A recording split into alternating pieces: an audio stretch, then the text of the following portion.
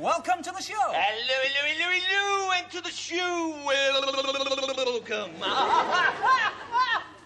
Who got his name on the front page then? Stan Bowles. Not Stan Bowles, you. Oh. I'm talking about that headline. You being chosen as a mascot for an RAF squadron of supersonic jet planes. That's marvellous. Oh, yes, I'm very proud of that. Mind you, when they first asked me to be a mascot, I nearly turned them down. What for? Well, I didn't fancy sitting on the bonnet of an airplane going 1,200 miles an hour. Oh, that could bring tears to your ears, you know. You nuts. What's happening there, anyway? Ah, well, that's the officer commanding number 12 Squadron. They call it Fox Squadron, you know. Ah, so there are such things as flying foxes, yeah? And why not? Haven't you heard of Skye Terriers and Airedales? What was I talking about? Oh, yes, that's the OC, Wing Commander, Smart, presenting me with a model of the aircraft my squadron flies, the Buccaneer. That's it there. Oh, that's a super plane, isn't it? Yeah. Cool. I bet it's fast. Oh, I say it's fast. Doing that plane so fast they call it money. Where do you go for the ceremony, then? RAF Station Hollington. Oh, yeah. They gave me that squadron crest with the fox head, too. Ah, you see what it says? 12 Squadron leads the field. That's a beautiful aircraft, though, isn't it? The Buccaneer. Do you know, they cost over £1 million to produce. Do they? Yep. Cool, they should fly one out to Japan, abandon it at Tokyo Airport, and next year the Japanese will turn them out at £50 a dozen. Up the shiny 12. Ah, but I love that picture, Basil. Yes, that's me sitting next to the driver. Not the driver, the pilot. My Uncle Frit was a pilot. Really? Yeah, you know, in a farmyard. You know, he used to pilot here, pilot there. That's a First World War joke. Is it really? I didn't know it was that new. I must congratulate our writer on that one. He's getting with it at last. Hey, it says here, Basil, there was a 12th Squadron in the First World War. That must be about 60 years ago. Oh, yes. 12th Squadron was formed in 1915. Yeah? They had very old-fashioned aeroplanes in those days. How old-fashioned? Well, they took me for a flight in one the other day. When we stopped to refuel, we took on wood. And the pilot was absolutely terrified of heights. How do you know that? Well, we did the first 50 miles by road. Yeah. If it wasn't for that humpback bridge, I don't think we'd have taken off at all. Hey, what's in this bag? That's the barley sugar I had. Yes, the pilot told me that barley sugar would stop my ears popping. And did it work? How do I know? With the barley sugar stuck in each ear, I couldn't hear a damn thing. You're supposed to suck the barley sugar, you nut. Don't be silly, Mr. Roy. My tongue's not long enough to reach round to me ears. Up the shiny 12. Good luck, lads. I'm glad they're on our side. Yeah. Hey! What? I just remembered. There was a phone message for our producer. Well, you better give him it then. It might be urgent. OK. I say, Mr. Bryan, your au pair called. She wants to know where you keep the fire extinguisher. Don't upset him now. He's about to bring on the first guest. Oh, who's that? Well, Basil, it's a fantastic group from Sweden. Yes. Ladies and gentlemen, it's ABBA.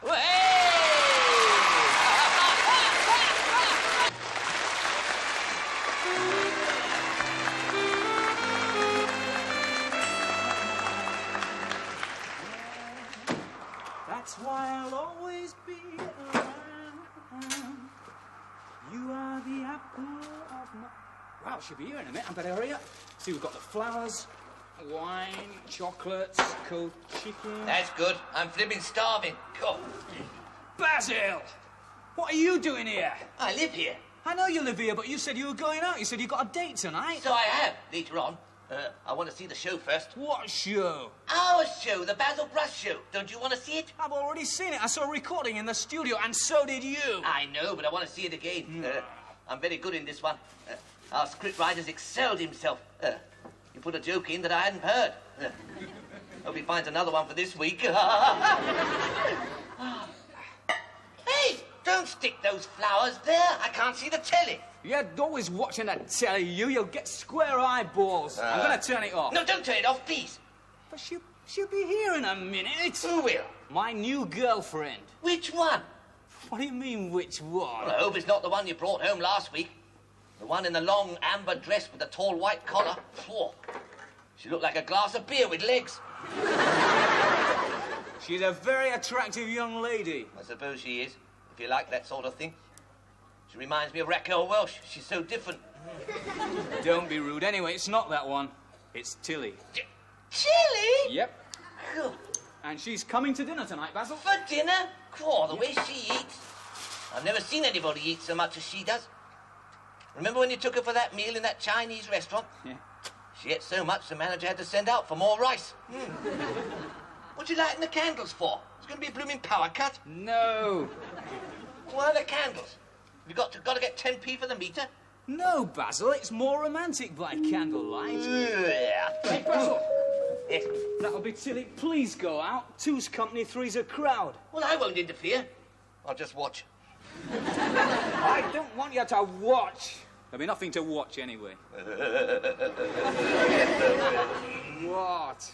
Well, I mean, the show, the Basil Brush show. It'll be on in a minute. Why don't you turn it up? Why don't you? Huh? All right then, Basil, but just watch what you're saying, that's all. I won't say anything. I'll be too busy watching a superb performance by a really great artiste. Come in, Hey, come on, Mr. Boy, hurry up. We're on, you'll miss it. Come on. Hey, here we go. What a nice pad. Nice here, isn't it? Oh, I've looked forward to this for so long. Just you and me, all alone for the evening. Ooh, pussycat. Pussycat? Hey! What's that? Huh? This is my flatmate. Hang about. This isn't your flatmate, it's our flatmate. I pay half the rent. You mean you two share this flat? Oh, I do meet some funny fellas. You can put your broomstick in the closet if you want to. Basil, you've not met Tilly, have you? How do you do? Good evening. Sit down, I'm on. Hey, watch out. What are you doing? Oh, sorry. That's a good joke, that is. I can stop for the start. I want to see the telly.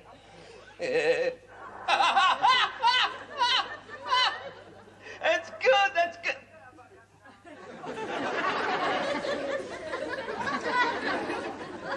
Excuse me.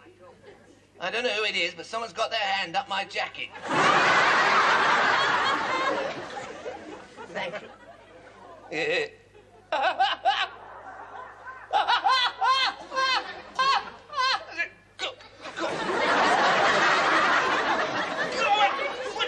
Will you stop crowding me? I want to see the telly, don't I? What's this load of rubbish anyway? Rubbish?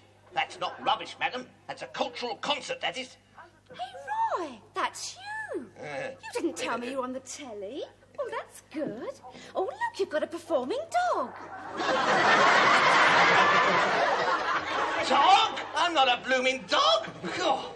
He doesn't do many tricks, does he? Tricks. God. Tilly. Dear, oh dear. You just relax for a minute and I'll get you a drink. All right, pussycat? Fetch her a saucer of milk. Basil, please go out for a while. What, and miss me? Not likely. Well, behave yourself then. That's funny. Laughing at me? No, I was laughing at me. Oh, it's wonderful to be marvellous. Didn't you think I was good there, eh? Well, I'd rather see you there than have you here. Huh? Basil. Huh? It is Basil, isn't it? Yes. Wouldn't you like to go to the pictures? That's very kind of you, Miss Tilly.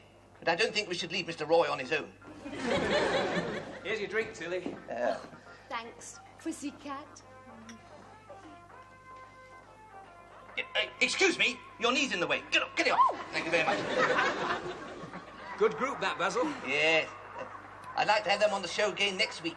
Oh, you think they're that special, do you? Very special. One of them bought me a pokey polar. We must have them back, yeah. Dear. Now this is a good sketch. Very funny. Our scriptwriter must have farmed that one out. What's that director think he's doing? Look at that shot. Doesn't he know which is my best side? Well, he can't shoot you from the inside, can he? No, I suppose not. Huh? Ooh, I don't like that close-up of me, do you? No, it's horrible. In that situation, Basil, how far do you think I should be from the camera? Have you got a car? Don't be cheeky. Well, Why don't they put more programmes on for teenagers? Well, teenagers don't realise how lucky they are. They can switch on the telly, see a film they haven't seen yet. Oh, I saw a film on the television the other night. So old, Kojak was carrying a comb. And Arthur Mullard got the girl. Look at that. Look what that director's doing now. It's ridiculous. Look at that close-up. God, what a fool. Hey, pull back, you fool. You're in too close. Pull back. Mind your own business. Huh? Oh. Go! Who killed the black house? Get off! Well, what's your game? Oh, you are a silly tilly. I could have suffocated in that lot. Well, it's your own fault. You should have gone out. I can't go out. My visitor will be here in a minute. What visitor? Well, it's my special lady friend of mine. She's coming to see the show. Oh, I'm not staying here if his girlfriend's coming. Huh? Two's company, but four's a flaming liberty. Ooh! Come on, Roy, you can take me out for a meal. You really ruined my evening, haven't you? I'm sorry, Mr. Roy, but my guest is rather special.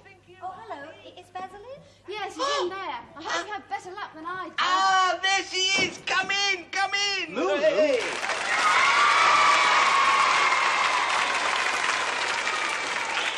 Are you going out, Roy? Yeah. Oh, well, have a nice time. Hello, Basil. I'm sorry I'm late. Give me a Oh, big kiss. Miss Lulu. Oh, sit down, sit down. Okay. You're just in time to see yourself and that bit we did together. Yes. Oh, I hate watching me on the telly.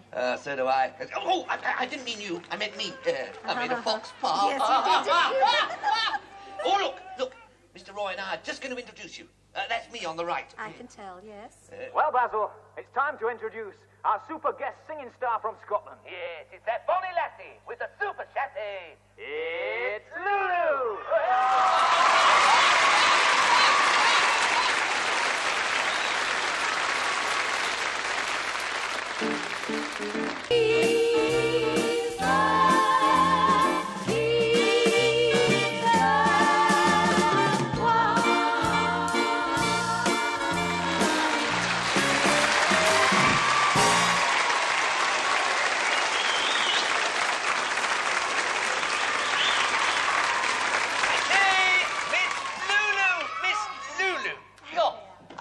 I did enjoy that song, Miss Lulu. I think you're a super singist. Oh, go on. You're only saying that. No, I'm not. Well, somebody did. Boom, boom! That's my life. Oh, you know I was only kidding. Oh, I know you are, Miss Lulu. You know, I tried to do a bit of pop singing on my show. Did you? Do you know what a television critic wrote about me? No. He said, Basil Brush, once seen, never remembered. But you know, some critics can be very nice to newcomers just starting in show business. Oh, yes. I remember when I first started, Basil. Yeah. I was thrilled when a critic said, Lulu's voice comes out very well. And it should. Look where it's been. But you know something? If you want to get noticed, Yeah. what you need is a gimmick. What sort of gimmick? Well, Gilbert O'Sullivan started with a cloth cap and braces. Nothing else? Of course he wore something else. Oh, yeah? And then Elton John had enormous glasses. Oh, I bought a pair of glasses just like Elton John's. Did you? The glasses were bigger than I were. When I put them on, I made a spectacle of myself.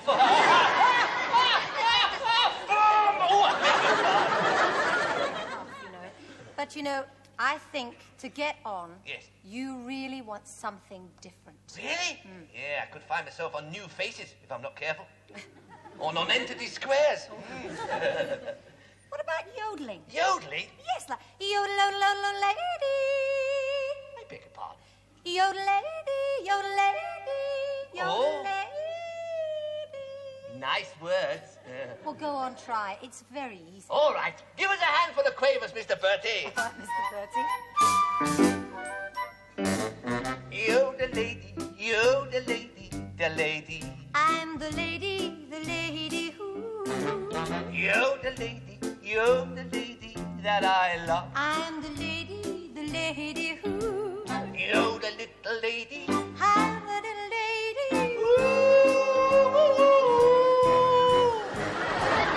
I love your eyes. That's very nice. And I love your mind. How terribly kind. I love your chin. Oh, say it again. Right. a chinny chin chin. I've only got one. Oh. You're the fella that rocks me. I'm a fella, a Rockefeller. You're the fella that rocks me. A little fella, a jockey-sized fella. You're my Rockefeller. A foxy Rockefeller.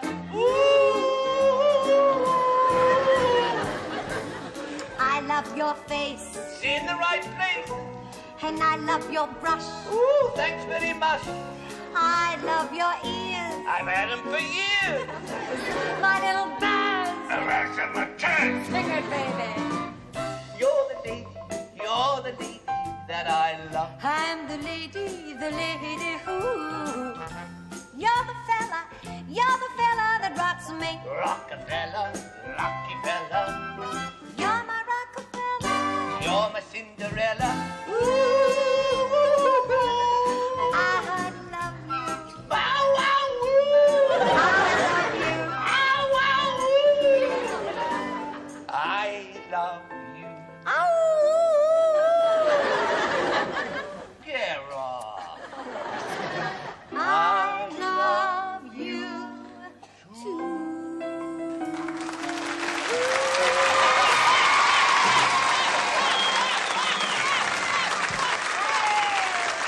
It's time once again for another thrilling episode in our serial story. Bulldog Basil, Secret Serviceman, and I don't want any interruptions.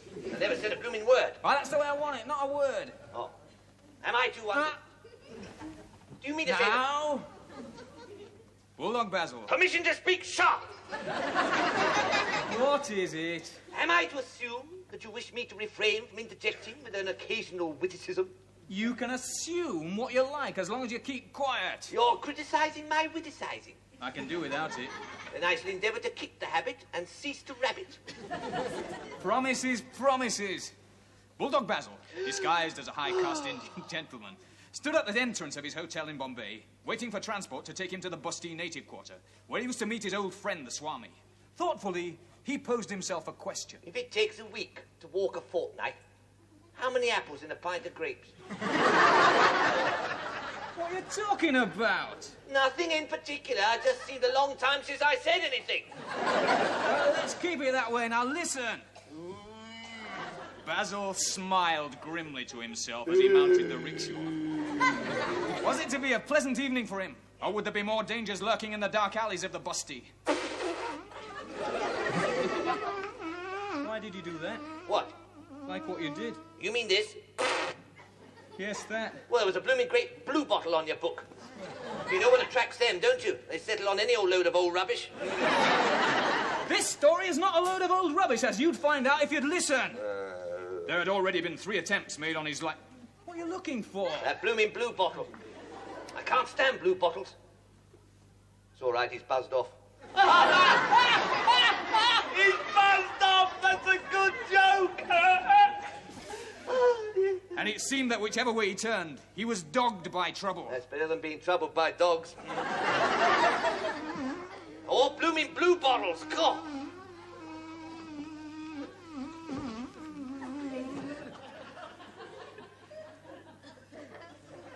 Where's it gone? It's on your head. You know what attracts him, don't you? Get off!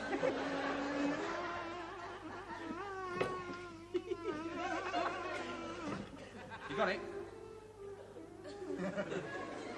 You sure? Yes. Go!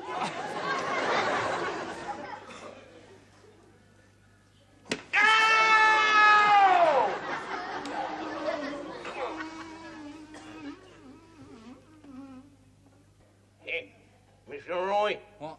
It's on my nose. Hang on a minute, then. Don't move. What'd you do that for? I was only trying to get the blue bottle. Oh, God, you didn't have to conk me on the conk. God. I'm reaching his destination Hey, in the... just a minute. Just a minute. Don't move. It's on your sleeve.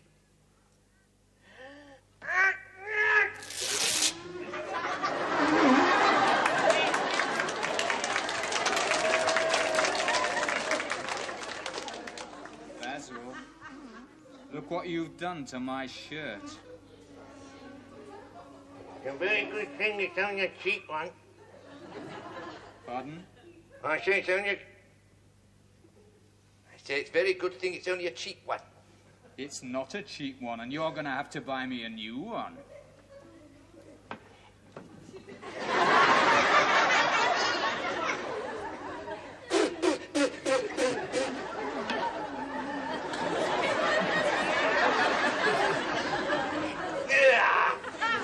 You absolutely ruined my shirt! It wasn't my fault. It was the blooming blue bottles. Where is it? I'm gonna... Oh, there it is. There it is. There it is up there. Cool. Stand by for enemy air attack. Fox Squadron scramble. Open fire. You've got him. Hooray!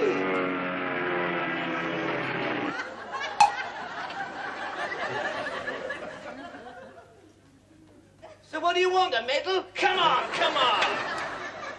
On reaching his destination in the Street of 1,000 Snakes, Yeah? Basil entered the small dwelling where his contact lived. He greeted the old Swami with affection. Swami, how I love you, how I love you. Listen! Swami. To make room for... Swami. The Swami shooed away a tame monkey which chattered away into the dark corner of a room. Oh, my Uncle Fred's got a pet monkey. Really? Nice little chap. Got ginger hair. Oh, your Uncle Fred? No, the monkey. He's got some terrible habits, you know. He can be very embarrassing sometimes. What, the monkey? No, my Uncle Fred. Look, I don't want to know about your Uncle Fred. Neither does my Auntie Edie. Funny, though. She's always kissing him and cuddling him. Oh, your Uncle Fred? No, the monkey. Forget it. I'm forgetting it now, yeah. During the conversation, the Swami told Basil that a large number of Chinese had been seen in the vicinity of Ayabad, a native settlement up country. Yes. And it seemed possible that Chufan-Mu made its headquarters in that area, a jungle district infested with man-eating tigers. Oh! Okay. Oh, look, his little ticker. Stay, boy. Stay. Stay. Ah, isn't that nice? He's brought me pipe. He brings me pipe every evening. Don't you, Ticker? Drop it, boy. Drop it. That's a good boy. Ooh, the little jiggy face. Basil, why can't you tell Ticker to stop interrupting while I'm reading the story? I can't tell him that. Why, we belong together. Basil without his little Ticker would be like Morecambe without his little Wise.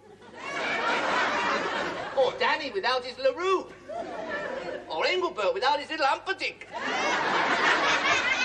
Just a minute. Why does he bring you a pipe every evening? You don't even smoke a pipe. Oh, hey, don't let him know I don't smoke a pipe. Fetching my pipe is one of his little pleasures in life. He delivers letters, too, for me. Don't you, Ticker? Yes. Quiet, boy. Quiet. Quiet. Shut your little biscuit chute. He had a terrible experience yesterday. He was delivering a letter for me to my cousin Cyril, and the postman bit him. Aren't you going to read the story? Yeah, chance would be a fine thing, wouldn't it? Basil bade farewell to the Swami. Swami? And moved out into the dark street. Suddenly, a native sprang from the shadows and with one swift movement threw a noose over Basil's head. No! Basil gasped as the deadly thong tightened round his throat. Oh. And that's all we've got time for this week, Basil. You can't leave Bulldog Basil being strangulated. That's too much of a joke. Too much of a joke. Listen next week to another thrilling episode of Bulldog Basil, Secret Service Man.